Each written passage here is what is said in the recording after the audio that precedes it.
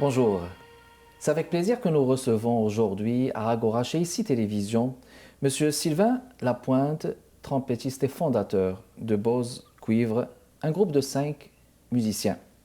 Fondé en 2002, un quintet qui parcourt la planète, que ce soit par des concerts de quintet de cuivre seul ou en incluant des musiciens invités. Bose Cuivre présente un concert exceptionnel le samedi 11 février 2023 à 19h30 à la salle de concert du Conservatoire de musique de Montréal et qui souligne le 20e anniversaire de l'ensemble, avec un programme qui retrace les différentes œuvres ayant marqué l'impressionnante histoire de ce quintet hors norme. Ici Kamal Benkiran, bienvenue chez Agora, à ICI Télévision. Monsieur Lapointe, bienvenue avec nous. Bonjour, ça fait plaisir d'être ici. Ça fait plaisir de vous accueillir. Bon, on accueille un musicien, un trompettiste fondateur de ce groupe Bose Cuivre, un groupe de musiciens. Bon, là on parle des instruments de cuivre. Et automatiquement, en parlant des instruments de cuivre, on a automatiquement en tête une certaine époque, par exemple l'époque des soixantaines, où on se rappelle par exemple des musiciens de jazz tels que Louis Armstrong, oui, ou tels que Charlie Parker ou Miles Davis. Est-ce que ces musiciens font partie de vos influences? Sinon, dites-nous quelles sont vos influences et justement, pourquoi les instruments de cuivre exactement? C'est une excellente question. Le monde de la musique académique se divise en deux grandes catégories. Il y a la musique classique et la musique jazz et pop. Alors que nous, ce qu'on a formé, ce que moi j'ai voulu former, c'est un ensemble de musique de chambre classique. Okay. Donc, où la majorité du répertoire allait être classique et notre formation était plutôt classique. N'empêche que oui, j'ai plusieurs albums de Miles Davis ou de Louis Armstrong. J'adore ces musiciens-là, Chet Baker, etc. Mais ce n'est pas un style dans lequel nous, on s'est spécialisé. Puis pourquoi le quintet de cuivre? Les grands compositeurs qui écrivaient de la musique de chambre ont beaucoup écrit pour les plus vieux instruments, là, le quatuor à cordes ou les trios avec violoncelle, clarinette, piano, etc. Les cuivres, à l'origine, n'avaient pas de piston. Alors, on ne pouvait pas jouer toutes les notes de la gamme, on ne pouvait pas jouer des mélodies complexes. Okay. Alors, c'est seulement dans l'histoire moderne que les compositeurs ont commencé à écrire pour des ensembles comme le quintet de cuivre. Mais moi, quand j'ai formé ce groupe-là, je voulais faire de la musique de chambre. Okay. Je voulais faire un band avec des amis, jouer de la musique pour le plaisir. Et le modèle quintet de cuivre, le répertoire existait déjà. Alors, c'est pour ça qu'on a formé cet ensemble. Bon, musique de chambre, comme vous dites, avec une vision de concert classique qui rejoint un large répertoire aussi de la musique classique. J'ai eu plaisir de visionner certains de vos prestations de musique. Le groupe figure parmi les quintettes de cuivre les plus réputés du Canada, il faut le dire. C'est connu. Alors, c'est parmi les plus réputés du Canada. Puis c'est une identité canadienne qui puise dans la musique classique, mais aussi dans le folklore québécois. Oui, tout à fait. Notre tout premier projet, là, le premier spectacle qu'on a créé, c'est parce que je fais un petit... le concert de quintet de cuivre comme tel, quand je venais de terminer mes études, je le trouvais peu accessible. Et puis je trouvais surtout que les opportunités de jouer souvent et régulièrement en concert devant des foules étaient plutôt minces en début de carrière.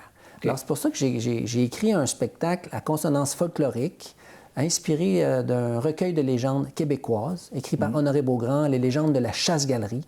Et puis, je voulais faire un spectacle raffiné qui allait mélanger musique, théâtre, donc ici des légendes folkloriques. Puis, pour que la musique se marie à la thématique du spectacle, on est allé chercher du répertoire folklorique canadien-français, puis aussi des airs, des chansonnettes françaises, des trucs comme Frère Jacques, Au clair de la lune, donc du répertoire folklorique francophone. Et puis ça a été notre premier spectacle, ça a été notre premier album. C'est un spectacle qui nous a conduits partout au Québec, en Ontario francophone, dans les Maritimes et même à Paris. On a présenté ce spectacle-là 440 fois environ, dans sa durée de vie qui a duré à peu près 8 ans. Magnifique. Donc, bon, ça a été une belle tournée, là. Vous êtes arrivé jusqu'à Paris. On va parler des musiciens, si vous permettez. Bon, 5 musiciens, chacun avec un instrument de cuivre particulier. On va rapprocher les gens. si vous permettez, de chaque type d'instrument. Bon, vous, Sylvain Lapointe, trompettiste, là. Oui. On va dire que la trompette, c'est l'instrument leader, c'est lui qui guide, trompettiste soliste aussi. Ben, en fait, il y a 2 trompettistes dans notre ensemble. Et puis le soliste, c'est mon collègue, Frédéric Gagnon. Frédéric Gagnon, exactement, trompettiste solo. Puis Pascal Lafrenière, le corps. Jason de Carufel, trombone. Sylvain Arsenault, trombone, bass, ou basse. On va dire comme ça, là. Bon, j'imagine que chaque instrument a un son particulier, mais c'est beau de les entendre, hein. C'est aigu, c'est particulier. Qu'est-ce qui différencie chaque instrument? Bon, c'est une question là générale. Voyez-vous, ce qui différencie le corps de la trompette ou carrément de la trompette basse? En fait, pour répondre à votre question, c'est plutôt une question de registre. OK. Par exemple, Mozart écrivait pour un quatuor à cordes parce que l'idée était de pouvoir jouer toutes les notes qu'un piano peut jouer. Donc, les aigus étaient confiés au violon, les notes du milieu à l'alto, puis les notes basses au violoncelle. Dans un quintet de cuivre, on a les trompettes qui s'occupent du registre aigu. OK. Le corps, lui, a une très grande amplitude. Il peut jouer jusqu'à 4 octaves, donc il peut jouer très grave et très aigu. Très bien. Et puis, le trombone ténor va jouer les notes graves, puis le trombone basse, un peu comme une ligne de basse dans un chœur, va jouer les notes graves. Habituellement, dans un quintet de cuivre, on a un tuba.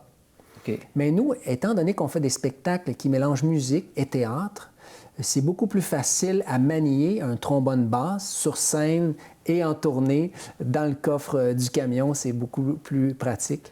Et puis, ça nous donne un son particulier parce que la grande majorité des quintets de cuivre qui existent, la ligne de basse est jouée par un tuba. Chez nous, c'est joué par un trombone basse. Bon, il y a cette alternance, on va dire, entre le grave et aigu, et vous jouez sur ça, mais ça donne une harmonie, ça donne finalement une belle sonorité, si je m'abuse, en jouant sur les registres. On va faire une pause et on retourne dans les prochaines minutes, mesdames et messieurs. On parle musique, cette fois avec un invité, Sylvain Lapointe, qui est musicien et fondateur du groupe Bose Cuivre. Bon, ils vont célébrer le 20 ans, on va dire, d'existence prochainement. On va en parler en détail. On va le faire justement après la pause. Restez avec nous.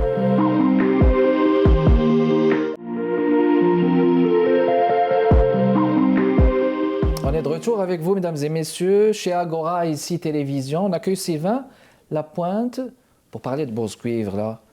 Je vais vous proposer dans un premier temps d'écouter cet extrait, histoire de vous mettre au parfum, justement, de ce groupe de musique. Écoutez cet extrait, on vous revient.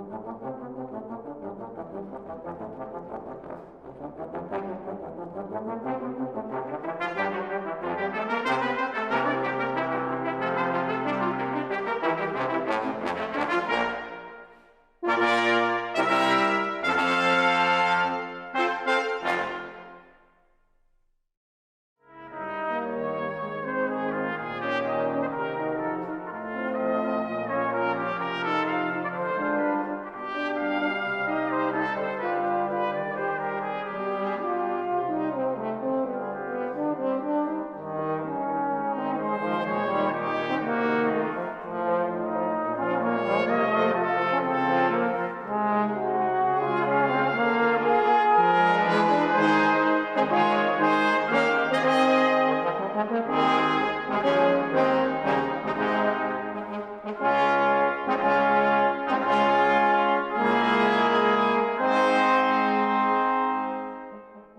retour, mesdames et messieurs, vous avez vu cette alternance là entre les sons aigus et graves, puis cette musique classique interprétée par la musique cuivre, c'est vraiment bon. On va enchaîner, Monsieur Lapointe. Durant votre cheminement, vous avez œuvré pour le volet jeune public. J'ai vu ça en parcourant cela. Il y a eu des productions. Voulez-vous nous en parler? Avec grand plaisir, l'oncle. Ça fait 20 ans qu'on existe, puis on a créé 4 spectacles jeunes publics. Oui. Le premier sur les légendes de la chasse-galerie. Le deuxième, c'est sur l'histoire de la musique, donc en partant de l'homme préhistorique jusqu'à nos jours. Okay. Ça, c'est un spectacle qui roule encore aujourd'hui. On en est à presque 900 représentations. On a tourné au Canada, en Europe, en Chine, aux États-Unis. C'est un spectacle qui a remporté plusieurs prix. C'est vraiment un magnifique spectacle. Excellent. On a aussi créé un spectacle avec une thématique viking, mais c'était pas tant les vikings que la thématique, c'était l'intimidation. Donc, c'est une histoire où des vikings s'intimident, où on dénonce l'intimidation. C'est une légende scandinave, on va oui, dire. Oui, tout à fait. Mais c'est comme un prétexte pour dénoncer l'intimidation. Oui, pour dénoncer une thématique très en vogue. Très bien. Puis finalement, le dernier, c'est Classirque. C'est un mélange de musique classique, musique populaire et de cirque. Une fusion. Puis la prémisse est toute simple, c'est que nous sommes les musiciens dans le spectacle de cirque. Il y a le maître de piste, mais là, tous les acrobates nous ont abandonnés. Et là, les spectateurs sont là, donc on doit se débrouiller, nous les musiciens, avec le maître de piste, pour essayer de quand même présenter un spectacle de cirque. Alors, les acrobaties sont très moyennes, mais l'idée, c'est un mélange d'humour et de musique. Mais ça donne du spectacle. C'est un spectacle. C'est un spectacle dans le fond. Excellent. Parlons de ce concert-là à la salle Conservatoire de musique de Montréal qui souligne le 20e anniversaire de l'ensemble avec un programme qui retrace les différentes œuvres ayant marqué l'histoire de ce quintet. Intéressant. Alors, je vais vous laisser nous parler de ce programme. Alors, on va faire un voyage dans le temps. On va y aller pour chaque année de création. Donc, nos 4 spectacles jeunes publics et nos 7 albums. Okay. On a produit 7 albums qui nous ont tous et chacun conduit dans différentes tournées. Chaque album a un répertoire particulier. Alors, c'est comme si on allait s'arrêter à 11 occasions dans le temps pour présenter des extraits, soit de nos spectacles jeunesse, soit de nos albums. Mais donc vous emmenez les gens qui vous écoutent comme dans un voyage que vous présentez à travers ces sonorités. Quelle est l'originalité que vous présentez justement cette fois à travers la célébration de ces 20 années justement? On va aller puiser dans nos archives au niveau des photos, des vidéos, des histoires. On va vous raconter des anecdotes de tournées savoureuses. Parce qu'on a fait, au fil des 20 dernières années, plus de 1800 spectacles. Wow. Donc, vous les avez comptabilisés? Oui, tout à fait. Oui, tout à fait. Donc, 1800, c'est pas si évident que ça. Est-ce qu'il va y avoir un volet jeune public pour cette programmation ou bien vous avez juste donc, proposé un voyage en très général, public? C'est un concert exceptionnel. Okay. Ça aura lieu une seule fois, samedi soir, le 11 février. Puis on va faire un survol de toutes les productions, de toutes les créations qui ont vu le jour pendant ces 20 années.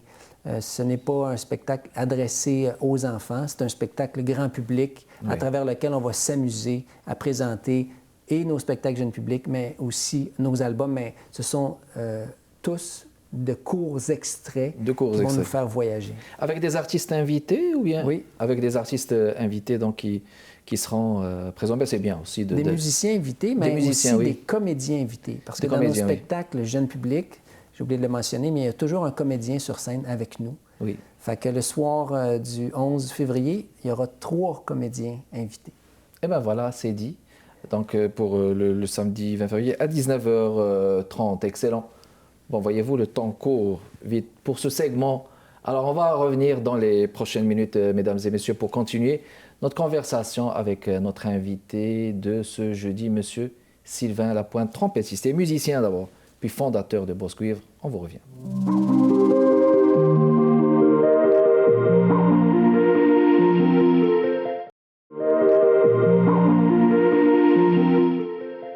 de retour avec vous, mesdames et messieurs, chez Agora, avec Sylvain Lapointe. Bon, on va vous proposer encore une fois donc cet extrait. Vous savez, c'est pas tout le temps qu'on entend de la belle musique avec du cuivre et avec de la musique classique et puis avec du folklore aussi. Je vous laisse écouter ça et on vous revient.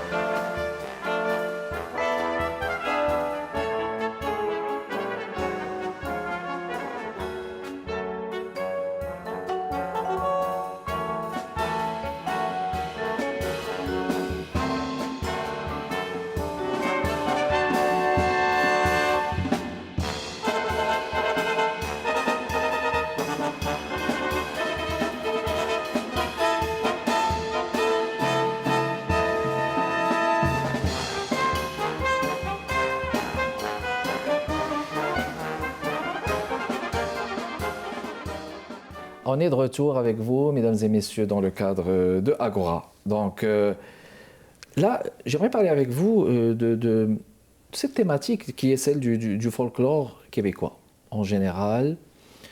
C'est un grand répertoire, on va dire, mais parfois on a l'impression qu'on le joue pas, on le produit pas beaucoup. Peut-être, je ne sais pas, peut-être c'est le rôle des médias, hein, on le présente pas beaucoup, ça se peut.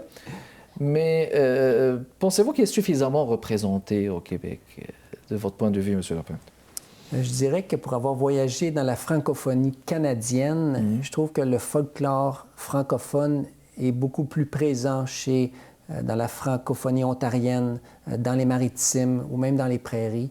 C'est comme si ici au Québec, il y a moins de place, je pense, pour le folklore en tant que tel. Nous, notre particularité, c'est qu'on fait de la musique instrumentale. Okay. Alors, quand on joue du Jules Vigneault, du Félix Leclerc, des chansons de La Bolduc, en quintette de cuivre, moi, j'aime ça. C'est très beau, c'est très mélodique, mais c'est comme si, lorsqu'on le propose dans les festivals, comme c'est pas chanté, ben, c'est un petit peu moins, je dirais, apprécié par les programmateurs. Donc, c'est difficile, c'est ça. La réception, mais pourtant, c'est du patrimoine. Pourtant, c'est quelque chose dont il faut parler, parce que ça fait partie de l'identité aussi. Oui. Alors, bon, quels sont vos partenaires, en général, qui vous soutiennent dans le groupe? Est-ce que vous avez commencé, justement, avec des partenaires qui vous ont soutenu au début, ou bien, on va dire, les subventions sont venues un peu plus tard? En fait, nos partenaires sont les subventionneurs, donc le Conseil des arts et lettres du Québec, le Conseil des arts de Montréal, le Conseil des arts du Canada, qui nous aident. Et puis sinon, on a eu plusieurs partenariats avec les magasins de musique qui sont installés à Montréal. On a eu un partenariat avec Twig Music. On a aussi un partenariat avec Long & McQuaid, avec Yamaha. Ce sont des institutions qui s'impliquent beaucoup au niveau des jeunes, des écoles secondaires, pour que la musique reste vivante. Pour nous, c'est super important, ce volet-là, de continuer d'encourager les jeunes à s'intéresser à la musique, à faire de la musique, et pour que les écoles secondaires n'abandonnent pas les programmes de musique. Nous, même si ça fait 20 ans et 1800 spectacles, on va encore dans les écoles, dans les gymnases, faire nos spectacles. Je veux dire, c'est important pour nous de continuer à promouvoir la musique et, dans notre cas, les cuivres. Justement, parce que c'est ma question, celle de la relève. La relève, les jeunes. Pensez-vous qu'ils s'intéressent aussi au cuivre tellement? Ça, c'est une bonne question. Il y a 3 membres de Buzz Cuivre qui enseignent la musique au cégep ou à l'université. Et puis, au cours des dernières années, il y a moins de relève. Il y a moins d'élèves qui se présentent pour faire des carrières en musique classique avec les instruments de cuivre, que ce soit trombone, cor, trompette. On dirait que le chant, la guitare électrique, ça a toujours la cote, mais les instruments de cuivre ou les instruments plus classiques, moins. Alors, je pense que c'est important de continuer à promouvoir ces instruments-là. Et puis, moi, je veux que les jeunes jouent de la musique. C'est pas nécessairement pour en faire un métier ou une carrière, mais c'est bon pour l'estime de soi, c'est bon pour les mathématiques. Exactement, bon pour le fun, hein? Pour le plaisir. Pour le plaisir, tout simplement. On va rappeler votre site web, Monsieur Lapointe. C'est Buzz Cuivre. Buzz avec 2 Z, hein? Buzz Cuivre, .com. Et puis sur les plateformes numériques, là, comme Spotify, Apple Music, il faut trouver le nom anglophone, Buzz Brass. Et puis vous allez trouver ça. Je vais vous demander de l'épeler. Buzz Brass, comment? Buzz, B-U-Z-Z. Brass, B-R-A-S-S. Et voilà, c'est fait. C'est un plaisir de vous avoir accueilli. Buzz Cuivre, mesdames et messieurs, représenté au nom de Sylvain Lapointe qui est venu nous visiter. Merci d'avoir été avec nous. Merci de votre continuel intérêt, mesdames et messieurs. Kamal Benkiran avec vous. Prochain rendez-vous jeudi à 15h30 avec Agora chez ICI Télévision. Toujours, portez-vous bien. Au revoir.